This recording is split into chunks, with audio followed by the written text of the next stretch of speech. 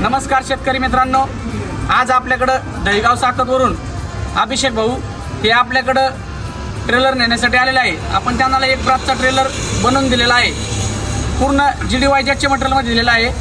त्यांना आज विचारू, आपण ट्रेलर दिलेला आहे, त्यांना विचारू ट्रेलर कसा वाटला आहे. सांगा अभिषेक भाऊ, ट्रेलर आमचा कसा वाटला तुम्हाला? मटेरियल दिलेलं तुम्हाला आवडलं का?